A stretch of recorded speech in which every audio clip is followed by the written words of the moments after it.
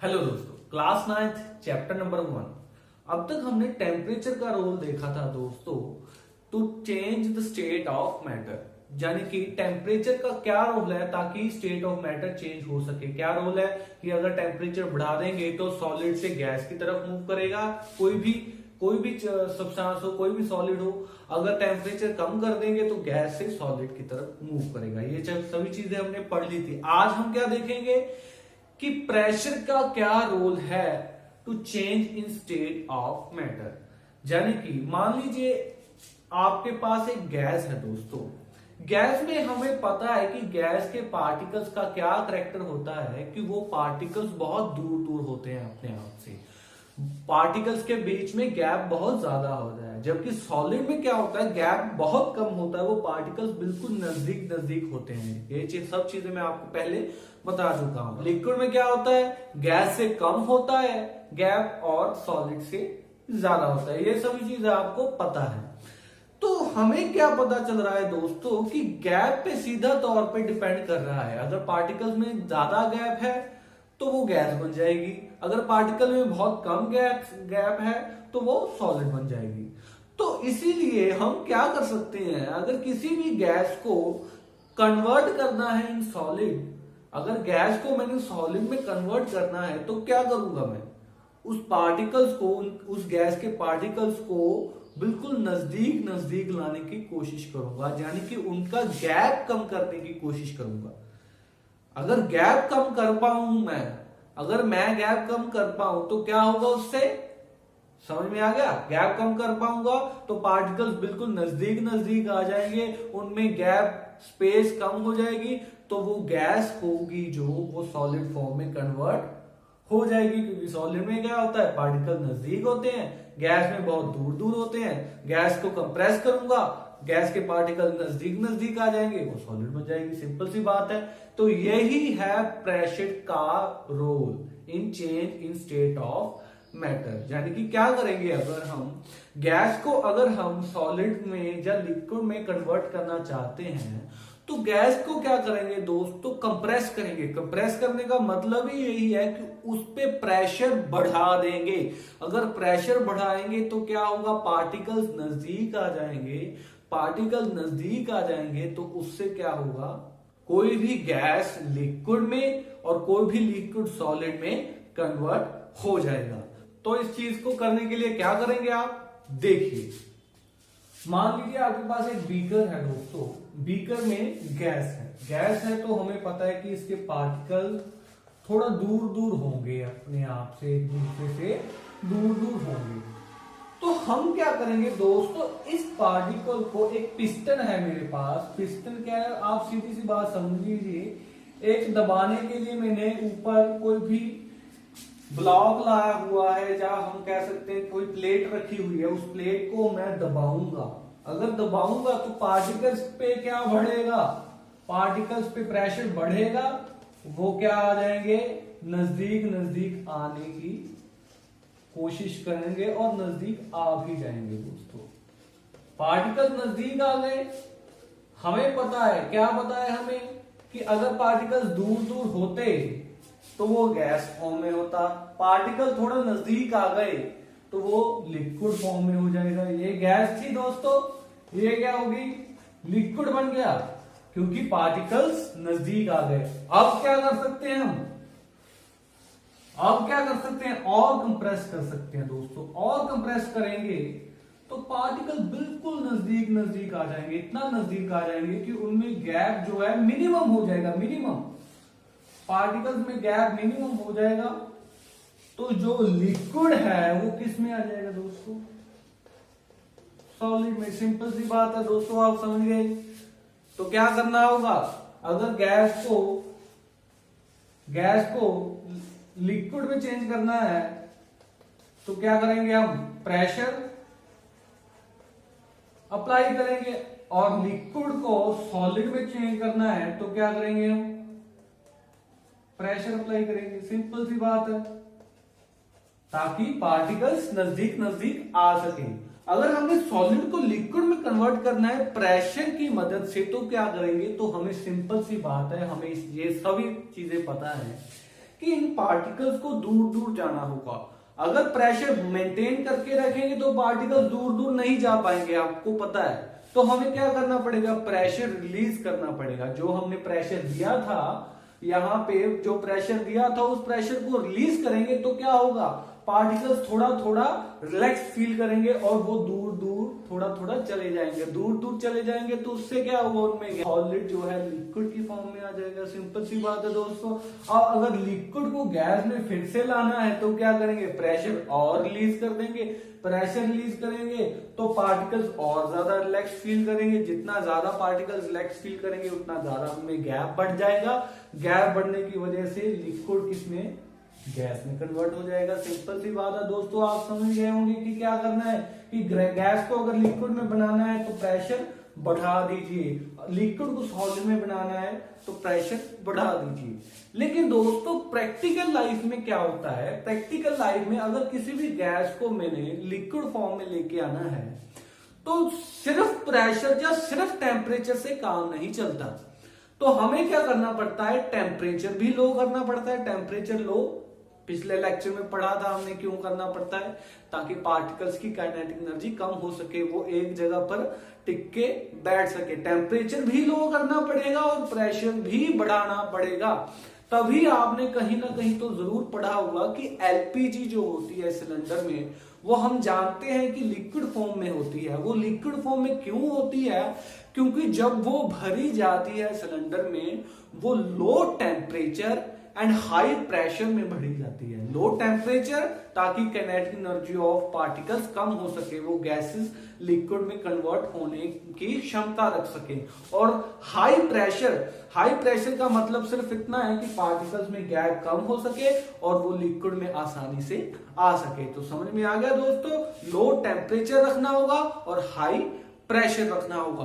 तो practical life में हम क्या करते हैं कि टेम्परेचर लो रखते हैं और प्रेशर हाई रखते हैं, ताकि किसी भी गैस को सॉलिड फॉर्म में या लिक्विड फॉर्म में हम कन्वर्ट कर सकें।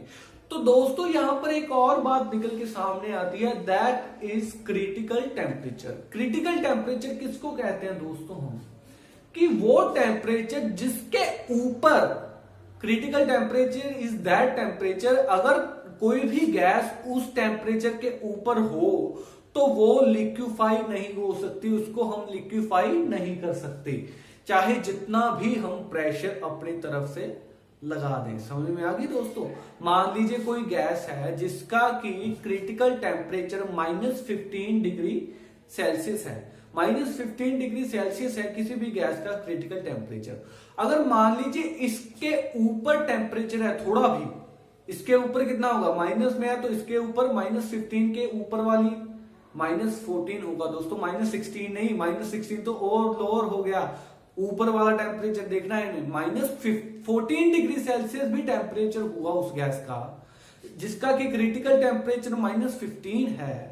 अगर -14 डिग्री सेल्सियस भी टेम्परेचर हुआ, हम उसको लिक्विफाई नहीं कर सकते। अगर आप जितना मर्जी प्रेशर लगा दो, चाहे बुलडोजर चढ़ा दो उस पर, चाहे कुछ मर्जी कर दो, हम उसको लिक्विफाई नहीं कर पाएंगे। तो लिक्विफाई करने के लिए सबसे पहले उस गैस को क्या करना पड़ेगा, और ठंडा करना पड़ेगा, क्योंकि ठंडा करना भी अपने आप में एक रोल अदा करता है। टेम्परेचर भी लोअर करना पड़ेगा। तो टेम्परेचर कितना करना पड़ेगा, कम से कम -15, उससे कम कर सकते हैं, उससे ज्यादा नहीं कर सकते, कम से कम -15 करना पड़ेगा, ताकि वो गैस अंडर प्रेशर लिक्विफाई हो सके।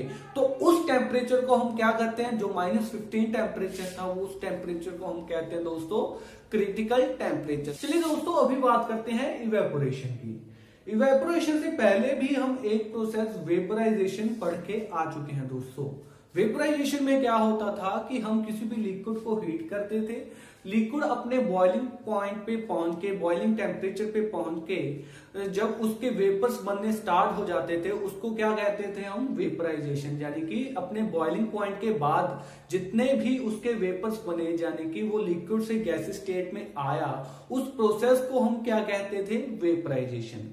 इवेपोरेशन और वेपराइजेशन में सिर्फ इतना फर्क है दोस्तों कि इवेपोरेशन हम बॉइलिंग पॉइंट के पहले जितने भी पार्टिकल्स लिक्विड के गैस स्टेट में चले गए, उस फिनोमिनन को कहते हैं। इवेपोरेशन किसको कहते हैं दोस्तों, आप अपनी डेली लाइफ में देख लीजिए, आप मान लीजिए कोई भी बर्तन में पानी भर के रख दीजिए और उसका लेबल मार्क कर दीजिए।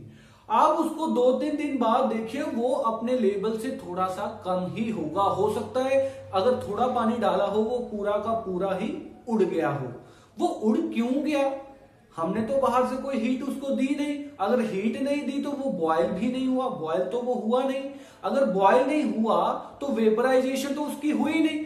वेपराइजेशन का मतलब ही ये है कि बॉइलिंग पॉइंट पे पहुंचने के बाद जो अपने लिक्विड के पार्टिकल्स गैसेस स्टेट में आते हैं उस फिनोमिनन को हम वेपराइजेशन कहते हैं। तो वेपराइजेशन तो उसकी हुई नहीं क्योंकि बॉइलिंग पॉइंट पे वो गया नहीं, हमने हीट दी नहीं, वो बॉइलिंग पॉइंट पे गया नहीं।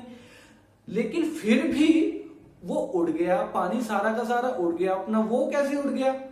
वो उड़ इस वजह से गया दोस्तों क्योंकि बॉइलिंग टेम्परेचर के पहले भी पार्टिकल्स गैसेस स्टेट में आ सकते हैं। वो क्यों आ सकते हैं दोस्तों?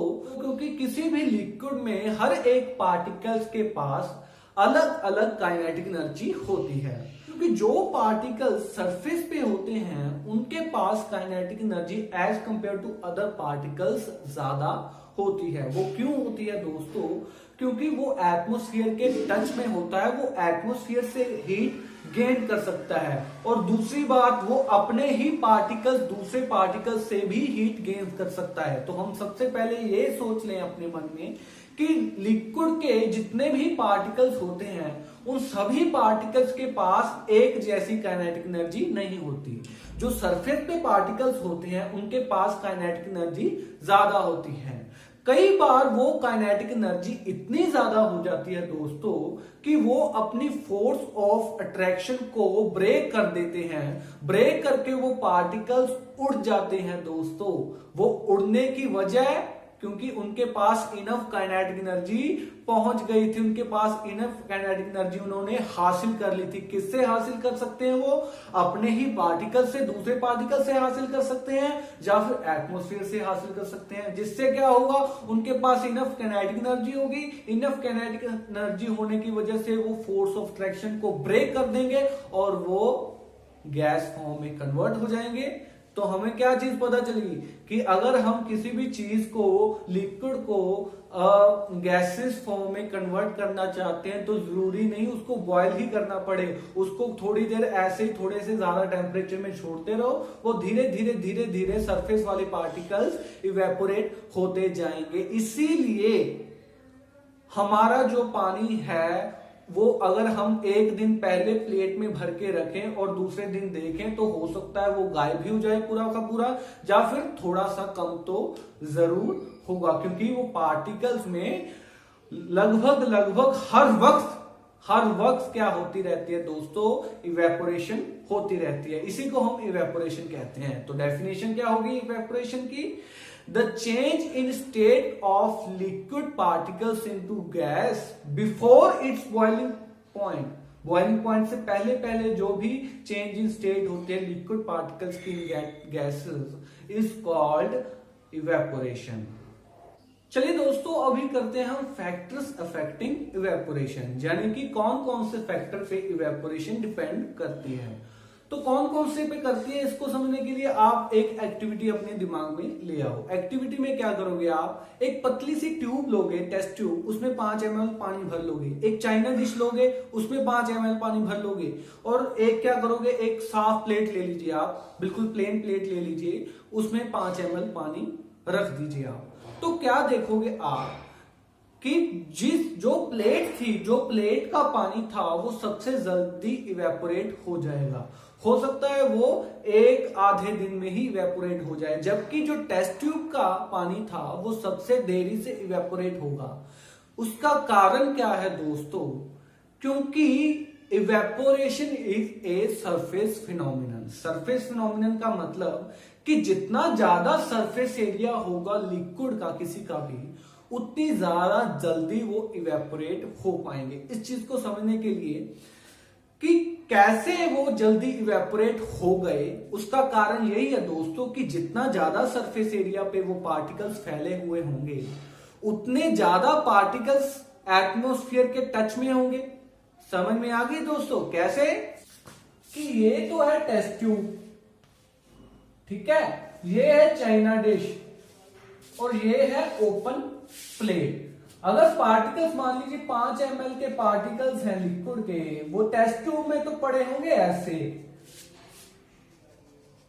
चाइना डिश में पड़े होंगे ऐसे, और लिक्विड में प्लेट में पड़े होंगे ऐसे। समझ में आ रही है? तो क्या होगा, इसमें जो पार्टिकल्स एटमॉस्फेयर के टच में हैं, एटमॉस्फेयर में के टच में इसमें जो पार्टिकल्स हैं वो तो इतने के हैं, इसमें इतने सारे हैं और इसमें इतने सारे हैं। समझ में आ रहा है? इतने सारे पार्टिकल्स एटमॉस्फेयर में टच में है, ये सिर्फ इतने सारे पार्टिकल्स एटमॉस्फेयर के टच में है। तो सिंपल सी बात है, जितने ज्यादा एटमॉस्फेयर के टच में होंगे पार्टिकल्स, उतने ज्यादा पार्टिकल्स हीट गेन कर पाएंगे एटमॉस्फेयर से। जितने ज्यादा पार्टिकल्स हीट गेन कर पाएंगे एटमॉस्फेयर से, उतनी जल्दी वो क्या हो जाएंगे, इवेपोरेट हो जाएंगे। क्योंकि इसमें तो 5-6 पार्टिकल, मान लीजिए इस पे 5-6 पार्टिकल्स हैं ऊपर, वैसे इतने कम नहीं होंगे, मैं तो एक एग्जांपल ले रहा हूं। मान लीजिए इसके ऊपर 5-6 पार्टिकल्स हैं, इसके ऊपर पार्टिकल्स हैं 15-20, इस पे जो फ्लैट है हम कह सकते हैं 150-200 पार्टिकल्स हैं। इसमें जो हीट गेन करेंगे इवेपोरेशन के लिए, एटमॉस्फेयर से हीट गेन करेंगे पार्टिकल्स, उनकी गिनती 4-5 ही है। इसमें कितनी है, 15-20 है, इसमें 150-200 है। 150-200 पार्टिकल्स हीट गेन कर रहे हैं एटमॉस्फेयर से, यहाँ पर 4-5 कर रहे हैं, तो ऑब्वियसली 150-200 ज्यादा हीट गेन कर पाएंगे, वो ज्यादा जल्दी इवेपोरेट हो जाएंगे, ये स्लोली इवेपोरेट होगा वाटर। तो हम कह सकते हैं कि जो टेस्ट ट्यूब है वो सबसे लेट इवेपोरेट होगी, वो उसमें पानी थोड़ा बहुत 2-3 दिन के बाद भी पड़ा रहेगा। इसका मतलब क्या है दोस्तों, कि सरफेस एरिया पे डिपेंड करती है इवेपोरेशन। तो evaporation is a surface phenomenon, first factor is surface area. एक दूसरी एग्जांपल करते हैं दोस्तों, कि मान लीजिए आपने पीस ऑफ क्लॉथ को सुखाना है, यानी कि वो गीला कपड़ा है उसको आपने सुखाना है।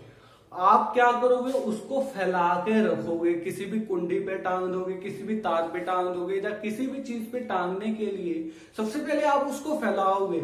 ऐसा नहीं है कि आप उसको गोला बना के उसकी मतलब तय मार के उसको सूखने के लिए डाल दोगे, ऐसा नहीं करोगे आप, क्योंकि आपको पता है कि अगर आप फैला के रखोगे तो वो जल्दी सूख जाएगा। उसका कारण यही है दोस्तों कि जितना ज्यादा फैलाओगे उतना ज्यादा सरफेस एरिया होगा उसका, जितना ज्यादा सरफेस एरिया होगा उतनी ज्यादा जल्दी वो सूख सकता है। इसके बाद अगला फैक्टर है दोस्तों टेम्परेचर का। उसी क्लॉथ को आप मान लीजिए, जो गीला क्लॉथ है उसको आप सर्दी में सुखाना चाहते हो और दूसरी तरफ आप गर्मी में सुखाना चाहते हो। आप सिंपल सी बात ये जानते हो कि गर्मी में कपड़े जल्दी सूख जाते हैं, सर्दी में देरी से सूखते हैं। गर्मी में जल्दी क्यों सूख जाते हैं, सिंपल सी बात है, टेम्परेचर ज्यादा होता है। टेम्परेचर अगर ज्यादा होगा, जो पार्टिकल्स हैं पार्टिकल्स ने क्या करना है, हीट कैरी करनी है, कहां से, इन्वायरमेंट से हीट कैरी करनी है, अपने सराउंडिंग से हीट कैरी करनी है। अगर हीट ज्यादा होगी सराउंडिंग में तो ज्यादा कैरी कर पाएंगे। टेम्परेचर ज्यादा यानी कि हीट ज्यादा, सराउंडिंग में हीट ज्यादा, तो वो हीट जल्दी से और ज्यादा कैरी कर पाएंगे। तो अगर टेम्परेचर ज्यादा होगा, हीट ज्यादा कैरी कर पाएंगे, और क्या होगा, ये पार्टिकल्स इवेपोरेट जल्दी हो जाएंगे। अगर सर्दी है, हीट कम है इवेपोरेशन के लिए, तो वो लेट इवेपोरेट होंगे। सिंपल सी बात है, समझ में आ गई। टेम्परेचर ज्यादा होगा तो इवेपोरेशन जल्दी होगी। तो दूसरा फैक्टर क्या है, टेम्परेचर। ये तो सिंपल सा फैक्टर था। इसके बाद है दोस्तों ह्यूमिडिटी। ह्यूमिडिटी क्या होती है दोस्तों, ह्यूमिडिटी का मतलब होता है पानी के वेपर्स की प्रेजेंस इन एयर। हम जो एयर देखते हैं अपनी सराउंडिंग में, उसमें भी वाटर वेपर्स प्रेजेंट होते हैं। हम ऐसा नहीं है कि बिल्कुल सूखी एयर है, यहाँ पर बिल्कुल कोई वाटर वेपर्स नहीं है, इसमें भी वाटर वेपर्स प्रेजेंट हैं। अगर वाटर वेपर्स की मात्रा हवा में ज्यादा है तो इवेपोरेशन लेट होगी। अगर वाटर वेपर्स की मात्रा हवा में कम है, हवा बिल्कुल सूखी है, तो इवेपोरेशन जल्दी से होगी। क्यों, वो सिंपल सी बात है, वो तो आपको समझ में आ ही रहा होगा कि अगर वाटर वेपर पहले से ही एटमॉस्फेयर में प्रेजेंट है तो वो क्यों अलाउ करेंगे किसी भी और वाटर वेपर को एंटर होने के लिए? समझ में आ रहा है? अगर बंदे पहले से ही प्रेजेंट है किसी रूम में तो और बंदों को आने में थोड़ी दिक्कत होगी ना, होगी ना। अगर वाटर वेपर नहीं प्रेजेंट है, बिल्कुल खाली है रूम, तो बंदे बड़ी आसानी से एंटर कर पाएंगे। यानी कि humidity in air is also a factor affect the evaporation. Humidity कम होगी, इवेपोरेशन ज्यादा होगी। इसी वजह से रेनी सीजन में क्या होता है, वाटर वेपर्स इन एयर बढ़ जाते हैं दोस्तों।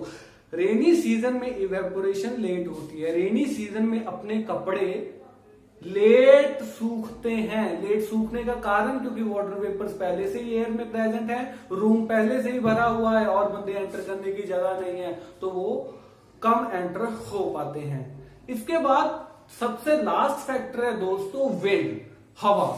हम जानते हैं कि अगर हम अपने कपड़े को सुखाना चाहते हैं तो उसको क्या करेंगे हम, हो सकता है हवा में रख दें। हवा में रख दें यानी कि पंखे के नीचे जल्दी सूख जाएंगे। या अगर जिस दिन हवा चल रही है उस दिन कपड़े जल्दी सूख जाते हैं। अगर हवा बंद है, थोड़ी सी बहुत कम है, तो क्या होगा, वो कपड़े देरी से सूखेंगे। अब अगला टॉपिक है दोस्तों इवेपोरेशन कॉजेस कूलिंग। यानी कि अगर इवेपोरेशन होगी तो ठंडा महसूस होगा। क्यों होगा कि हम जानते हैं इन पार्टिकल्स ने अपने सराउंडिंग से क्या करनी है, हीट कैरी करनी है। उनसे हीट छीन कर ये हीट ले लेंगे। इनमें जो हीट जाएगी वो काइनेटिक एनर्जी में कन्वर्ट होगी और ये मूव करने लग जाएंगे। मूव करने की वजह से ये गैसेस फॉर्म में कन्वर्ट हो जाएंगे और ये गैस में चले जाएंगे। सीधी सी बात है। इन्होंने क्या की, सबसे पहली बात मैंने क्या की थी, ये एटमॉस्फेयर से हीट छीन लेंगे। अगर उनसे हीट छीन लेंगे तो वो अपने आप ही ठंडा हो गया ना दोस्तों। समझ में आ गई? यानी कि अगर हम किसी भी चीज से हीट छीनेंगे तो वो चीज अपने आप से ही ठंडा महसूस करेगी। इसी वजह से क्या करते हैं हम, क्या कह सकते हैं कि इवेपोरेशन कॉजेस कूलिंग। जितनी ज्यादा इवेपोरेशन होगी उतने ज्यादा पार्टिकल्स हीट कैरी करेंगे। कहां से हीट कैरी करेंगे? एटमॉस्फेयर से। जितने ज्यादा पार्टिकल्स हीट कैरी करेंगे एटमॉस्फेयर से, उतना ज्यादा एटमॉस्फेयर क्या महसूस करेगा, ठंडा। हम समझ में आ गई? अगर हम अपने मान लीजिए अपने पाम में कोई भी ऐसा ऑब्जेक्ट लिक्विड डाल लें जिसकी इवेपोरेशन जल्दी होती है, जितनी ज्यादा जल्दी इवेपोरेशन होगी उतना पाम अपना ठंडा ज्यादा महसूस करेगा। तो क्या करेंगे हम, पहले पानी डाल के देखिए तो आपको ठंडा महसूस जरूर होगा दोस्तों। पाम पे पानी डाल के देखिए, आपको ठंडा महसूस होगा। क्यों होगा? क्योंकि इवेपोरेशन तो पानी की भी होती है। पानी की इवेपोरेशन होगी, वो क्यों होगी? क्योंकि वो आपके हाथ से, यहाँ पर आपका हाथ ही सराउंडिंग है, वो आपके हाथ से हीट कैरी करेंगे उसके पार्टिकल्स और वो इवेपोरेट हो जाएंगे। आपका हाथ ठंडा महसूस करेगा। आप कोई और सब्सटेंस ले लीजिए, आप एसीटोन ले लीजिए या नेल पेंट रिमूवल ले लीजिए, स्पिरिट ले लीजिए, पेट्रोल ले लीजिए, ये सभी चीजें क्या है, पानी से जल्दी इवेपोरेट हो जाती हैं। पानी से जल्दी इवेपोरेट हो जाती है। यानी कि अगर आप नेल पेंट रिमूवर आप अपने हाथ पे रखिए और उसको अपने हाथ पे फैलाइए, वो ज्यादा ठंडा महसूस करवाएगा आपको एज कंपेयर टू वाटर। कारण मैं पहले से ही बता चुका हूं, क्योंकि नेल पेंट रिमूवर जल्दी इवेपोरेट होगा तो वो जल्दी ठंडा महसूस करवाएगा आपके हाथ को। सिंपल सी बात है। और कोई चीज इससे भी ज्यादा जल्दी इवेपोरेट हो जो, वो और भी ज्यादा ठंडा महसूस करवाएगी आपको। तो इससे क्या पता चलता है कि इवेपोरेशन कॉजेस कूलिंग। इसी वजह से हमको गॉड की मदद से पसीना आता है। जितनी ज्यादा गर्मी हो उतना पसीना आता है। पसीना अपनी बॉडी के लिए बहुत ज्यादा हेल्पफुल है। हेल्पफुल क्यों है? क्योंकि गर्मी है, पसीना आएगा, पसीना इवेपोरेट होगा। पसीना जब इवेपोरेट होगा हमारी बॉडी क्या महसूस करेगी, ठंडा महसूस करेगी। सिंपल सी बात है। इसीलिए हम गर्मी में कॉटन क्लॉथ्स प्रेफर करते हैं, क्योंकि कॉटन में क्या होता है, छोटे छोटे पोर्स होते हैं। वो छोटे छोटे पोर्स से होकर पसीना बाहर निकल सकता है, यानी कि इवेपोरेट हो सकता है। पसीना इवेपोरेट होता जाएगा, हम ठंडा महसूस करते जाएंगे। अब एक और चीज है दोस्तों, एक और चीज क्या है कि आप आइस कोल्ड वाटर को ग्लास में जब रखते हो आइस कोल्ड वाटर को ग्लास में डालकर रख दीजिए 2-3 मिनट के लिए, तो आप क्या देखोगे, ग्लास की दीवारों पे, बाहर वाली दीवारों पे, ग्लास की दीवारों पे पानी की ड्रॉपलेट्स आप साफ तरह से देख पाओगे। वो पानी की ड्रॉपलेट कहां से आई? ग्लास के अंदर से आई होगी? जी नहीं दोस्तों, ग्लास के अंदर से नहीं आई। वो ड्रॉपलेट कहां से आई? क्योंकि हम जानते हैं इस एटमॉस्फेयर में पानी के ड्रॉपलेट्स घूम रहे हैं इधर उधर, आपको दिख नहीं रहे लेकिन वो प्रेजेंट हैं। वो ड्रॉपलेट्स क्या होते हैं, पानी की वो ग्लास पर जाते हुए वो ठंडे हो जाते हैं, उनमें काइनेटिक एनर्जी कम हो जाती है, वो हीट अपनी ग्लास को दे देते हैं, उनमें काइनेटिक एनर्जी कम हो गई, वो सेटल हो जाते हैं। वो बहुत ज्यादा जब पार्टिकल्स इकट्ठे होते जाते हैं, सेटल होते जाते हैं, वो ड्रॉपलेट्स लिक्विड फॉर्म में कन्वर्ट हो जाती है और वो हमें बूंदों के रूप में पानी के ऊपर दिखती है, ग्लास के ऊपर दिखती है। तो इस प्रोसेस को हम क्या कहते हैं? कंडेंसेशन। कंडेंसेशन का मतलब क्या है कि गैसेस से लिक्विड की तरफ आना। तो गैस क्या थी? गैस के ड्रॉपलेट्स ही थे ना, गैस के ड्रॉपलेट्स थे, पानी के ड्रॉपलेट्स थे, किसमें थे? एटमॉस्फेयर में थे। वो जब पानी के ग्लास से उसको ठंडक मिली, उन पार्टिकल्स को ठंडक मिली, तो उन्होंने अपनी काइनेटिक एनर्जी लूज कर दी। काइनेटिक एनर्जी किस फॉर्म में लूज की? यानी कि वो ग्लास को गर्मी दे गए, हीट दे गए। इसीलिए अपना पानी जो ठंडा, बहुत ज्यादा ठंडा होता है, वो थोड़ी देर बाद गर्म होना स्टार्ट हो जाता है। उसका कारण यही है दोस्तों, जो गैसेस के पार्टिकल हैं या फिर पानी के पार्टिकल्स हैं, वो ग्लास के अराउंड घूमते हैं, जो ग्लास पे चिपक जाते हैं, वो अपनी हीट ग्लास को दे देते हैं। इसीलिए जो ठंडा पानी है वो गर्म हो जाता है, और जो पार्टिकल्स घूम रहे हैं वो अपनी हीट जब उसको दे देंगे, उनके पास काइनेटिक एनर्जी कम हो जाएगी। काइनेटिक एनर्जी कम होने की वजह से वो सेटल हो जाएंगे, वहां पर उनकी ड्रॉपलेट्स बन जाएंगे। वो ड्रॉपलेट्स हमें पानी के रूप में ग्लास की दीवारों पे, बाहर वाली दीवारों पे दिखेंगी। इसको क्या कहते हैं दोस्तों? कंडेंसेशन। अब दोस्तों इसके बाद आपका सारा चैप्टर कंप्लीट हो चुका है। अगर आप कोई भी प्रॉब्लम मुझसे पूछना चाहते हैं तो आप गिवन ईमेल आईडी पे संपर्क कर सकते हो।